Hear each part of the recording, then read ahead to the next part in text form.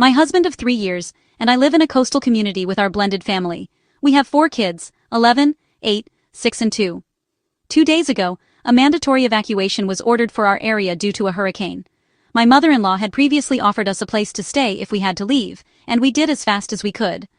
My sister-in-law was also evacuating there with her husband, her 11-year-old and her 26-year-old son. My brother-in-law also offered us a place at his house, but it's smaller and would mean asking his teenager to give us her room. We didn't want to spring that on her last minute.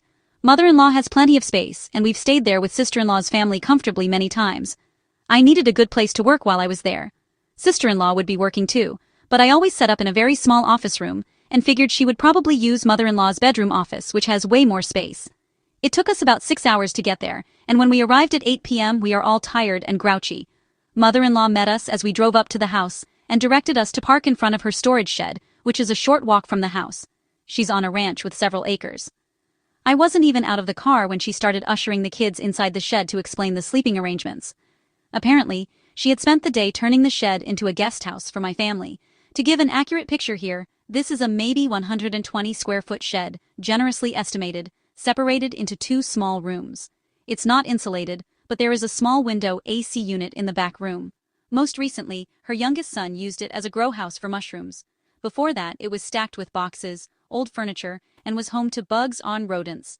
She had cleaned it out and put in a pull-out love seat for the kids and a cot each for my husband and I. There was also a TV, mini fridge, and a small table with a chair in the back room for me to work. Mother-in-law explained to my kids that everything they needed was out here, so there would be almost no reason at all to go inside the actual house. There's no bathroom, no running water, Wi-Fi is spotty, and my office phone has to plug directly into a router which is inside the house. Our toddler still wants warmed-up milk at night, but no microwave in the shed. It's a short walk to the house, but it's dark, and coyotes are sometimes an issue, so the smaller kids can't go alone at night. Sister-in-law and her family would be split between the house's 2 large guest bedrooms. She would be working inside, and would be too busy for kids to be in the house. Frankly, I was stunned and fighting tears. My husband was angry and embarrassed. He politely thanked mother-in-law for her trouble, but explained that it couldn't work for us. He got us back in the car, called his brother, and we drove another 2 hours to his house.